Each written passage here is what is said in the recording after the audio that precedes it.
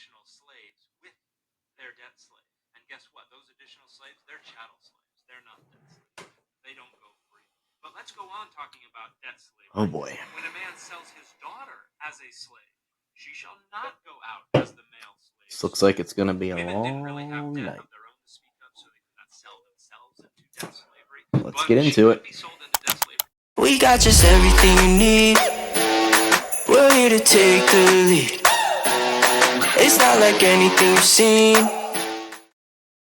Hey, it's Brandon back again tonight with another video. And tonight we're actually going to be looking at a particular video that Dan McClellan posted earlier this week that I came across, and we're going to be doing a response video to that. Now, the original video that Dan posted was actually a response video to another video that he had found. And I normally don't like doing response videos, but I'm not sure where on the spectrum of understanding the person is that he chose to attack. But I felt it only right that maybe somebody who is adequately able to respond to his claims be able to address them, because there was quite a lot of misinformation and even fabrication in some of his responses and his claims. And I don't really use those words lightly. So what we're going to do is we're going to play certain clips that Dan had throughout his video, and then I'm going to respond to those clips, and we're going to work our way through his video and through the claims that he makes. And we're going to see if his claims can hold up under the weight of any kind of questioning or scrutiny, or if the foundations of his claims start to crumble once we do expose them to questioning and scrutiny. So without any further delay,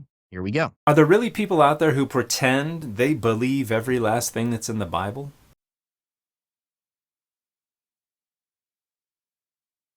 Yes. Let's take a look at a video. Now, before I go any further, I just want to be straight up and let you know that I searched for over an hour trying to find the original video clip that Dan used of this woman in his response video, and I could not for my life find that original clip. So what I actually had to do was clip it out of Dan's video. And so before I get a bunch of comments saying that I took this directly out of Dan's video, I just want to let you know why I had to do that and let you know I did try to find the original video. I just could not locate it to save my life. If it's in the Bible, that's my stance on it. If it's in the Bible, that's my opinion on it. If it's in the Bible, that's what I believe.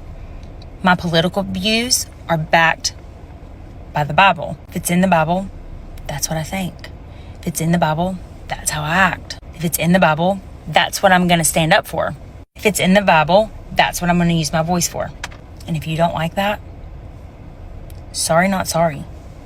So every last one of these claims is false. Now, I'll be honest, this is the first part of the video that actually made me raise my eyebrows when I heard it and when I was watching the video, because Dan's entire mantra throughout his entire video series is data over dogma, meaning that he values evaluating data and evidence over dogmatic language. So to actively engage in dogmatic language himself is a little bit out of character. Simply dismissing someone's personal beliefs and tainting their character with a simple statement such as, "that's false," without providing any evidence whatsoever, is the very definition of dogmatic language. Now, the next thing that struck me as odd was the 4-minute tirade that Dan then goes into, attacking this woman's character, her motives, her personal beliefs, her morality, and her intentions behind making the video. I'm going to save you the full 4-minute tirade, but I did take a portion of it out so you can kind of get an idea of where he goes. And my only question would be, Dan, are you describing yourself during this video, or are you describing this woman? Because it sounds an awful lot like self-reflection disguised as skepticism. Because this person did not make this video just solely to transmit information. They made this video in order to perform the endorsement of a credence that allows them to curate their standing within the social identities that are important to them. In other words, they're putting on display to other members of their in-group their commitment to the values, the standards, the mores of those social identities. You thought that was the end? There's more. So this is what's called costly signaling. This is signaling to other members of the in-group by some kind of behavior that can incur costs, and in this case, the time, the effort to produce this video, and also any scrutiny that this video might invite. And in that way, they can show other members of the in-group, I am not faking my commitment to the group's standards and ideals and mores. I am committed to them. See, I'm willing to incur costs to show you that I am committed to them. So that's the rhetorical goal of this video, whether this individual is aware of it or not. Intuitively, that is what underlies the desire to record this video and then post it on the internet. Now, to be fair, I've watched a lot of Dan's response videos, and I've never seen him attack somebody like he just did. So I'm not really sure what she did to anger him so much, but she really left a lasting impression. Having said that, I don't think I could have described Dan's response video any better than he just did himself. Now we get to the point of the video where Dan decides to bring his interpretation of the evidence to the table in an effort to prove his point. True. And let's just start with the fact that the Bible contradicts itself in many different ways and in many different places. Does it though? Or is that just your interpretation? I guess we're going to find out. For instance, Exodus 20, verse 5, you shall not bow down to them or serve them, for I, the Lord your God, am a jealous God, punishing children for the iniquity of parents to the third and the fourth generation of those who reject me. So, according to the Bible, Exodus 20, verse 5, God punishes children for things that they did not do, for things that their parents did. But this is contradicted by Ezekiel 18:20. The person who sins shall die. A child shall not suffer for the iniquity of a parent, nor a parent suffer for the iniquity of a child. The righteousness of the righteous shall be their own, and the wickedness of the wicked shall be their own. So right there, just the nature of God and how we should understand responsibility for sins is completely contradicted within the Bible. God either does punish the children for the iniquity of the parents, or God does not punish the children for the iniquity of the parents. Now, if you are thinking, oh, I can resolve this, I can harmonize these two things, that's you bringing those interpretive lenses, those priors to the text and telling the text what it is and is not allowed to say. That's funny because I think I can harmonize these texts perfectly fine, and I don't have to do anything other than let the text speak for itself. Now, in order to do that, we're going to start by looking at the very first verse that Dan uses, and the very next verse, verse 6, that he intentionally doesn't mention because it would erode his claim. Notice that he stops reading at verse 5 in order to inject his own interpretation into the text, which is something he literally just warned us not to do less than 60 seconds ago. So if we look at the first verse that Dan attempts to use, Exodus 20, verse 5, we read, you shall not bow down to them or serve them, for I, the Lord your God, am a jealous God, punishing children for the iniquity of parents to the third and fourth generation of those who reject me. Now, I want you to notice two things here. The first is that Dan casually tries to gloss over the last part of the verse, which says, of those who reject me.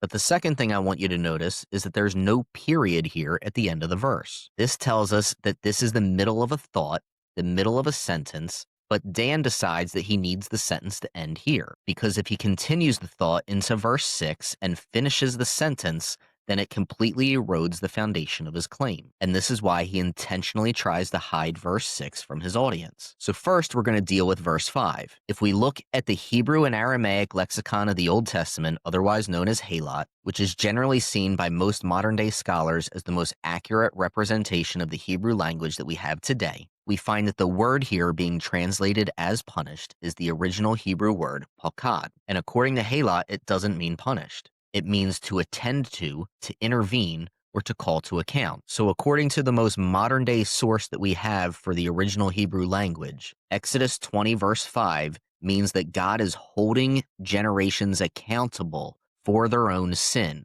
not arbitrarily punishing innocent children. If you notice the qualifier at the end of the verse that Dan tries to gloss over, it says, of those who reject me. And again, Halot would say that that word that is translated as reject would be better translated as hate. So God isn't saying that he punishes children for their parents' sins. What he's saying is that when a family line continues in the same rebellion, the consequences naturally extend to later generations because they continue to hate God. However, verse 6 shows us that if they choose to repent and if they break the cycle of hate towards God, that he forgives to the 1,000th generation.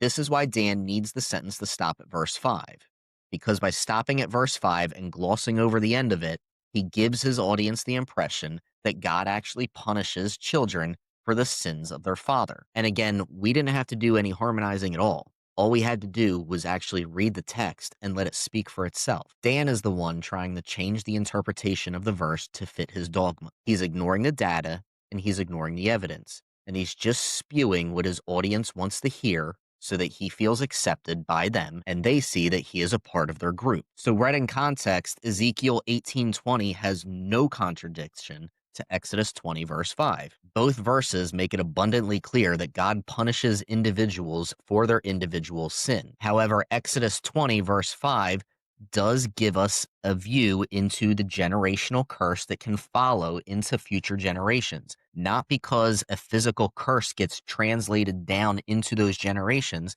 but because children see the way that their father acts and they emulate those actions. We know that even today through modern science. Children observe their parents and they copy their parents' behavior. So if a father lives in contempt and disregard for the law of God, then those children are more than likely going to continue to emulate that throughout the generations of their lives. And God's going to continue to visit that sin generation after generation to those who hate him. However, to those who decide to love him and to break the cycle, he offers grace, mercy, and forgiveness. So if we look at a modern day example to kind of drive home the emphasis and the point in Exodus chapter 20, verse 5 and 6, imagine a father who's deep in organized crime. His choices don't just affect him, they shape his kids' lives too. Growing up, they see their father breaking the law, taking risks, standing above consequences, and over time, some of them even start doing the same thing. They think it's normal or even expected of them. And when they eventually stand before a judge, the judge already knows the family's history and he knows their name. The father's sin has followed his children into court, influencing how the law treats them. That's exactly what Exodus 25 is talking about. Sin has consequences that ripple through generations. It's not isolated to a specific individual. But just like in life, there's hope. Verse 6 tells us that God's blessings can also flow to those who love him, breaking the entire cycle of sin for future generations. But let's go on. Whoa, before we go any further, we got to check our scoreboard. We got dogma standing at 0, data at 1. Now let's see if Dan can get the scoreboard evened up in the next round. Numbers 23:19, God is not a human being that he should lie, or a mortal that he should change his mind. Has he promised, and will he not do it? Has he spoken, and will he not fulfill it? Okay, so according to this text, God neither lies nor changes their mind. Correct, but I sense a but coming. But we can go to Jonah 3:10. When God saw what they did, how they turned from their evil ways, God changed his mind about the calamity that he said he would bring upon them, and he did not do it. And the verbal root here is identical between these two passages. So God does change their mind. So Dan's next claim is that Jonah 3:10 and Numbers 23:19 contradict each other. But again, do we have any evidence of that, or is it simply dogmatic language? So the first thing I want to draw your attention to is the verbiage of the verses that Dan's reading, because he's reading from a very particular version. And that version is the NRSVUE, or the New Revised Standard Version Updated Edition. And the reason that he's using this particular translation is because it is the only translation that chooses to phrase these verses this way. And conveniently, it's the only translation that would then allow Dan's point to be valid. Now, the first claim that Dan makes regarding these two passages is that the verbal root in both verses is exactly the same. And to that extent, he's actually correct. However, the part that he chooses not to talk about and intentionally tries to hide from his audience is that the grammar root is completely different, meaning that the meaning and the definition of the word literally changes from verse to verse. But admitting that would completely erode the foundation of his claim. So if we actually go back to Halot and we look at Jonah 3:10, we see that the grammar stem used in this particular verse actually means to relent, or to be moved with compassion. So God doesn't change his nature, he simply responds faithfully because people repented. In this particular verse, God relents from his announced judgment because the people changed, not because he did. However, in Numbers, the root stem being used physically means to change one's mind, in the sense of being unreliable, just like people are unreliable and break their word. The point being made here is that God is not fickle and he doesn't lie or reverse his promises. And I think it should go without saying, but both of these verses then correlate and build up the previous verses that we just looked at. In Exodus 20, verse 5 and 6, it shows that despite God's announcement of judgment, all the people needed to do was repent, and he showed them grace and mercy, not only to the current generation, but to future generations following after them. So if we actually go back to Halot and we look at Jonah 3:10, we see that the grammar stem used in this particular verse actually means to relent or to be moved with compassion. So God doesn't change his nature, he simply responds faithfully because people repented. In this particular verse, God relents from his announced judgment because the people changed. Whew! Looking at the scoreboard, Dan is falling behind just a little bit more. We still have Dogma at 0, but Data now has a 2-0 lead. Can he begin to mount a mid-game comeback? Let's find out. Moving on.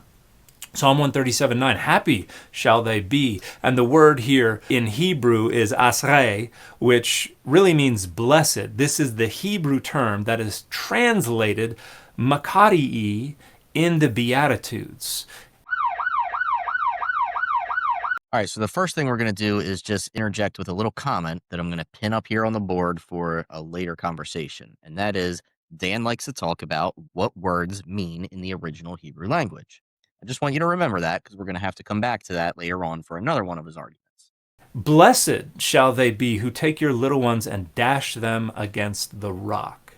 So, blessed is the one who murders babies, and specifically Babylonian babies. So, we're back to God endorsing, in this instance, murdering children for things that their parents did. So this simply isn't true. It's literally Dan just lying, and I don't use that word lightly again. This isn't a fabrication. This isn't a whoops, I didn't really think about that. This is a literal and intentional lie to his audience because it's the only way to keep their attention and show his commitment to his in-group. All right, so if we go back to the beginning and we read the first verse, we read, by the rivers of Babylon we sat and we wept when we remembered Zion. So we're getting the backdrop of the story. The psalmist is surrounded by other people. They're sitting and they're weeping because they're remembering their homeland and they've been ripped from it by their captors, which was Babylon. We read on from verse 2. There on the poplars we hung our harps, for there our captors asked us for songs. Our tormentors demanded songs of joy, saying to us, sing us one of the songs of Zion. How can we sing the songs of the Lord while in a foreign land? If I forget you, Jerusalem, may my right hand forget its skill. May my tongue cling to the roof of my mouth. If I do not remember you, if I do not consider Jerusalem my highest joy. So here we're getting another backdrop. The psalmist and his people are being mocked and tormented by their captors. They're being told to sing songs of praise and songs of joy, knowing full well that their emotional state is anything but that of happiness and joy. So they're literally being teased and mocked while they're just trying to sit and have a moment of quiet contemplation. Now, verse 7 to 9, we get to the crux of the story. Happy is the one who seizes your infants and dashes them against the rocks. So here we get the end of the story. Dan would have you believe that this is a message spoken by God commanding people and telling them, happy are you if you go and take somebody's babies and dash them against the rock. However, like I said earlier, this is a complete lie. Nowhere in this verse, nowhere in this entire chapter, nowhere in this entire portion of scripture do we find God giving a command or God speaking. If we read the context of the chapter, what we find is an individual person with a group of other people who are having an emotional breakdown because of the anguish and the pain and the sadness they feel of being ripped from their homeland, their families destroyed, their families killed, and they're remembering all of these events that happened. And in the middle of that, they're being teased and tormented by their captors, demanding that they play songs of joy and praise. So in this moment, the psalmist, the one who's writing this psalm, simply records his emotional state. Happy is the one who repays you for the things that you've done to us. Happy is the one who dashes your infants against the rocks. It's not the Bible prescribing this to happen or even saying that's a good thing if you were to take these actions and actually act upon them. It's simply describing the emotional state of an individual while he's writing this psalm. Dan's dogma is taking a turn for the worst. It looks like this is probably going to be an uphill battle from here on out. Let's keep moving on. Exodus 21:22. When people who are fighting injure a pregnant woman so that there is a miscarriage and yet no further harm follows, the one responsible shall be fined what the woman's husband demands, paying as much as the judges determine. If any harm follows, and this means if the woman herself dies. Whoa, Dan, hold on. Pump those brakes. We got to take a minute and go back, because I do believe earlier in your video, you cautioned us about doing a particular thing. You actually accused the author of the original video of doing the exact same thing that you're doing right here. So just so there's no miscommunication or misunderstanding, let's go back and play your warning. That is imposing a unifying framework on the text and overruling the authority of the text. And it works like this. When you see two things that conflict, you have to try to come up with a single reading that resolves both of them. Now, because bringing these priors, these presuppositions to the text is a product of identity politics, a product of being told how the Bible is allowed to function, a product of being part of a group that demands the Bible function a certain way, you're going to have a preferred interpretation. You're going to say, I like this way of reading it, I don't like that way of reading it. That is the interpretive lens that allows you to renegotiate the thing you don't like. You're going to say, the thing I like, that got it right. That's the correct interpretation. We have to reinterpret the thing I don't like to bring it in alignment with the thing I like. And that's precisely an example of imposing a unifying framework on the text so that the interpretation supports the priors that you bring to the text. So what I need you to notice is how Dan's level of acceptable critique morphs and changes depending on what he needs to substantiate the particular claim that he's framing. Earlier in the video, we were told that if we look at and investigate the text and try to see what it actually says, that we're wrong and we're not taking the text for what it actually says, and we're overruling the text and imposing our own views into it. However, in this particular claim, Dan can't let the text speak for itself, because if it does, then his point gets proven wrong. So he has to bring an interpretation of his own into the text in order to substantiate his claim. So which one is it? Do we let the text speak for itself, or are we allowed to investigate the text and see what it actually says? Thankfully, regardless of whichever path we choose to take on this particular claim, Dan's claim falls flat on its face and doesn't have any foundation to support it. And we're going to see that as soon as we let him continue on and we get to the end of his particular claim. Then you shall give life for life, eye for eye, tooth for tooth, hand for hand, foot for foot, burn for burn, wound for wound, stripe for stripe. In other words, you have two different outcomes if injury to a pregnant woman causes either a miscarriage or the death of the pregnant woman herself. The miscarriage means the husband determines a fine that is adjudicated by judges so as to not be exorbitant. If the woman herself dies, that catalyzes, that activates talionic justice, retributive justice, eye for an eye, tooth for a tooth, life for a life. This means that the fetus was considered property. Now, if we go to the text that Dan references, Exodus 21:22, we start to notice a few things if we actually look at it. Dan does get the reading correct. When two people who are fighting injure a pregnant woman so that there's a miscarriage, and yet no further harm follows, the one responsible shall be fined what the woman's husband demands, paying as much as the judges determine. What I want to draw attention to is this word right here, miscarriage, and how particularly Dan chooses to intentionally mislead his audience in what the word actually means. Now, if we go back over to Halot, we get a broader understanding of what this word actually means. If we look at the verbal root of this word as well as the particular stem used in this very verse, we find that it means movement, departure, or emergence, meaning that the child comes out. So the emphasis here is that this is not a miscarriage, it's a premature delivery. Now, that's not to say that it couldn't be a miscarriage and the baby could actually pass away. However, the emphasis is on the premature delivery.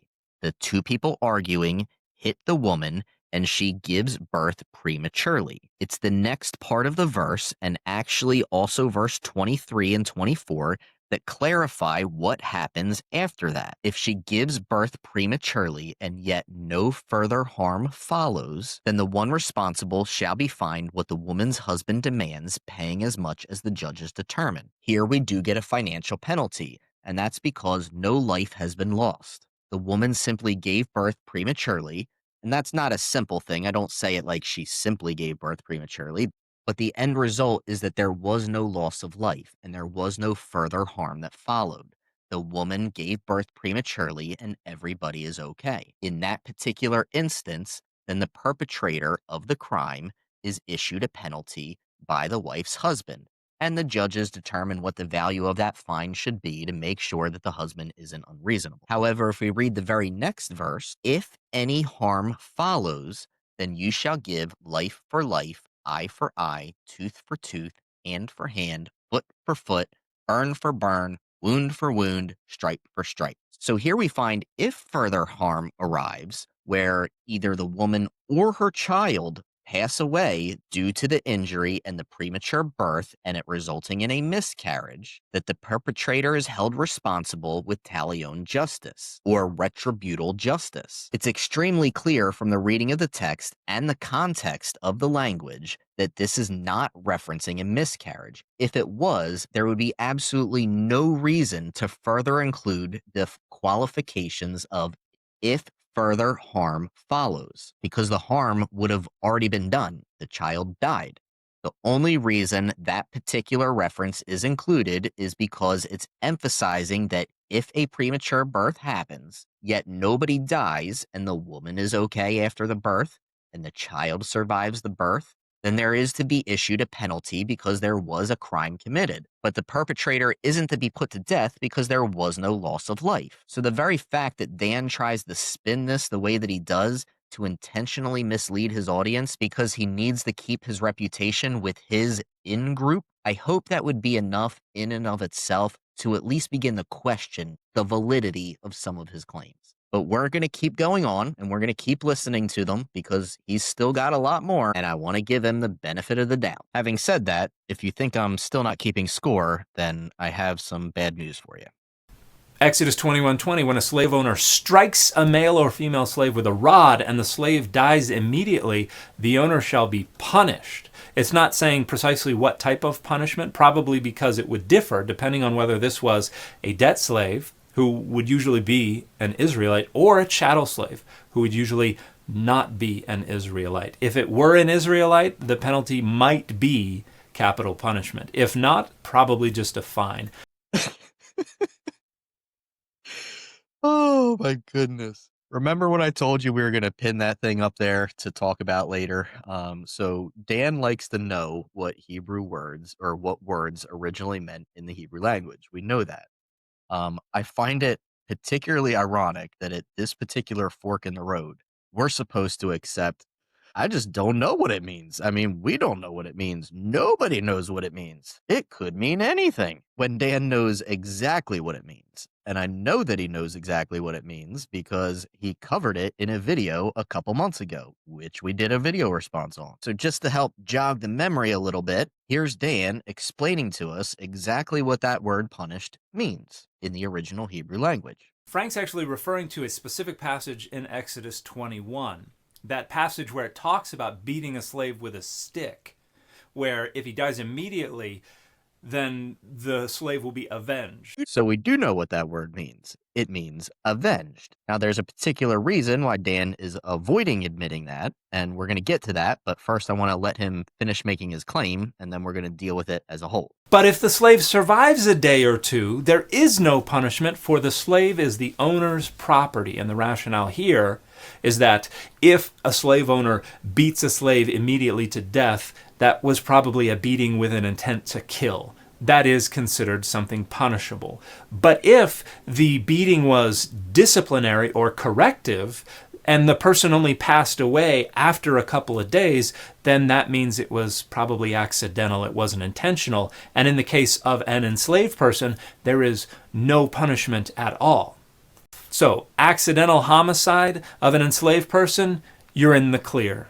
You were anything but clear. You were dead. Now, we covered this extensively in a video that we did 2 months ago when Dan posted his original video that we just clipped, showing you that he knew what that word meant. So if you want the full breakdown, I think it's like a 25-minute video on what that word means and the evidence behind it, then you can check out the link in the description and watch it, because it's a great video to watch and it has a lot of information in it. But just to hit on the bullet points so I don't have to paste a 25-minute video in here. If a master beat a slave to death, then the slave was to be avenged, meaning that somebody from the community would be designated as the avenger of blood, and they would seek out the master or the slave owner and kill them in retributive justice for the slave. And this is whether the death was accidental or intentional. And it also didn't matter if the slave died immediately or if they survived for a day or two and then died later. Now, again, I don't just want to preach dogma and basically say you have to believe what I tell you. So we're going to once again go and look at Halot and see what that has to say. So if we go over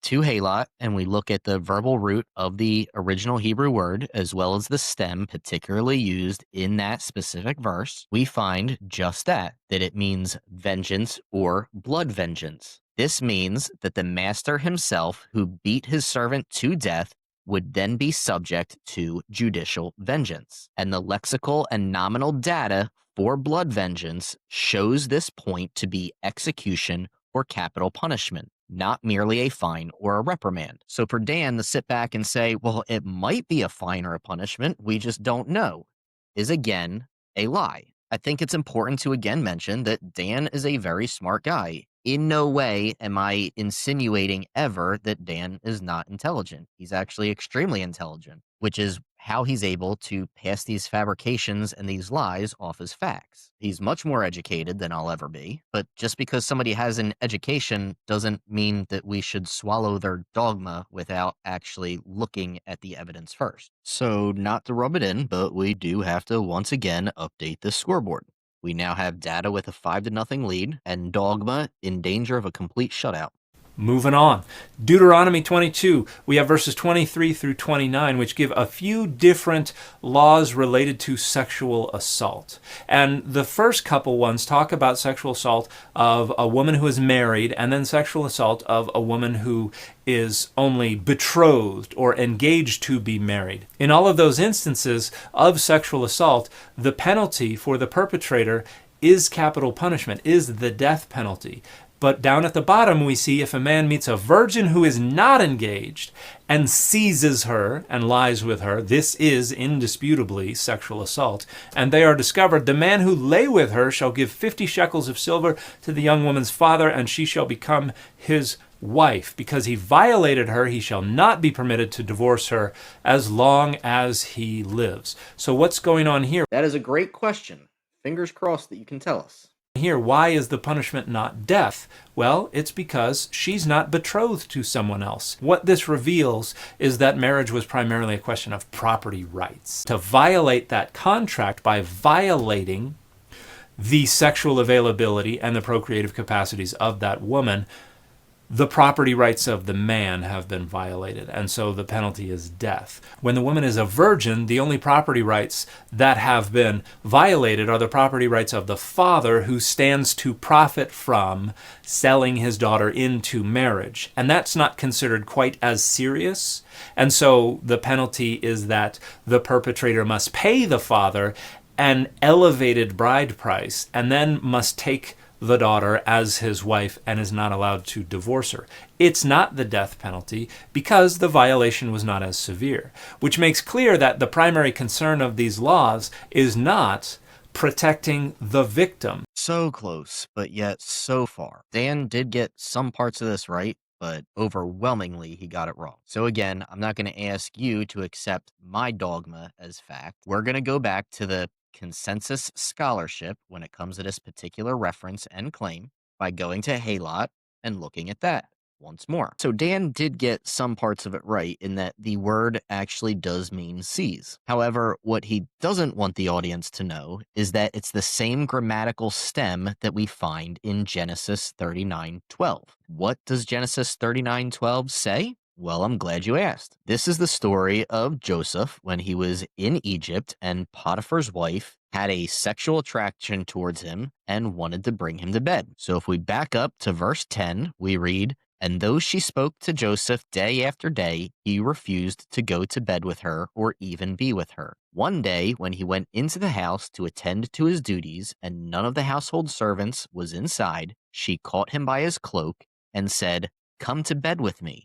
But he left his cloak in her hand and ran out of the house." The word that I want to bring your attention to is caught in verse 12. It's the same word we find as seized in Deuteronomy 22:28. So my question to anyone watching this video would be, does the sentence, "She caught him by his cloak and said, 'Come to bed with me,' conjure up in your mind images of sexual force? Absolutely not. Even though the word does mean seized, in this particular grammatical stem, it better correlates to a passionate grasp, or grasping something in passion and desire, not a forced sexual experience. Now, the second thing we need to look at is the verse that Dan is actually quoting in Deuteronomy 22:28. And what we want to focus on is the end of verse 28. Do you see that very last word, discovered? It's the same word we find in verse 22 when it specifically talks about a man sleeping with a married woman. They are discovered, meaning that their sexual relationship is discovered by another person or by other individuals and doesn't have any designation to a forced sexual experience. So what Deuteronomy 22:28 is literally trying to say is that if a man finds a virgin woman who is not betrothed and grasps her in passion and says, "Come to bed with me," and she agrees, and it's a consensual experience, however, if they are found out by another individual or another person, then the man has to pay her father an elevated bride price because he has taken away her dignity, her respect, and her honor within the culture. She may never be able to marry again because now she's seen by the community as damaged goods. This is why the man is responsible to marry her and why he can never divorce her as long as he lives, because he has defiled her. And now, in order to protect her and in order to make sure that she is cared for and is able to have a life and assimilate into the community, she has to be married, and he is not allowed to divorce her for the rest of his life. This is putting all the onus and all the penalty on the man. And unlike what Dan is suggesting, the entire reason this law exists is to protect the dignity and value of the woman who is the victim in this situation. So I'm not going to lie, I was hoping for a little bit more of a challenge, but the final score that we're going to have tonight is data 6, dogma 0. Now, to be fair, Dan does have 2 to 3, I think maybe even 4 more claims in his video, which I will get to in the next week or two. I just didn't have enough time to deal with that tonight. It's already taken me much longer than I anticipated to be able to respond to these claims. But what I did want to do is get some information out there because I didn't appreciate the attacks that Dan made on this particular woman. I don't know who she is. I don't know what her values are, and I don't know if she will ever even see this video. But I did think that it was important to not only address the significant inconsistencies, but also some of the blatant lies that were told in the personal attack that ensued on her character. I hope throughout this video that you saw that I don't ever want you to take anything that I say without putting it to the test. I don't want you to swallow what I tell you as fact, as dogma, without proving it and testing it first. And I can only hope that in the future, maybe Dan will follow that ideal a little bit more closely. But I will be honest, I don't have very high hopes. If you're a follower of Dan's and you're watching this video, I would encourage you to test and prove the things that he's telling you and to not just blindly accept it because he says it's true. Because as we've proven tonight, there's not only things that are misunderstood and misconstrued, there's blatant lies being told. Now, if you as an individual did find this video helpful, encouraging, if you liked it, all I would ask is that you just take a minute to like, subscribe, and leave a comment down below. Liking the video shows YouTube that our video was engaging to the audience. Subscribing to the video shows YouTube that you want to learn more and that you want to hear more. And commenting into the video shows YouTube that we have an audience that not only likes the content, but engages with it. So I hope to have the second part of this video out in the next week to week and a half. But until then, I hope you have a great night. And if you are the content creator that Dan referenced in the beginning of the video, and somehow you did find this video or managed to find this video, I hope that this helped you in being able to defend your faith a little bit better. And I hope that it helps you grow as a person and as an individual. And I wish you the best. I also wish Dan the best. I hope that he continues to grow as an individual. I hope that he continues to pursue truth. And I hope that he can learn from this and understand that his words have a lot of weight and meaning. And quite honestly, I'm not looking forward to spending more time in the future responding to his videos because I have a lot of other things that I'd like to do and get out. That's it. I'm done. Have a good night. We got just everything you need. We're here to take the lead. It's not like anything you've seen. Yeah, you best believe. We are the answers to your dreams. We only guarantee. We got just everything you need. We're here to take the lead.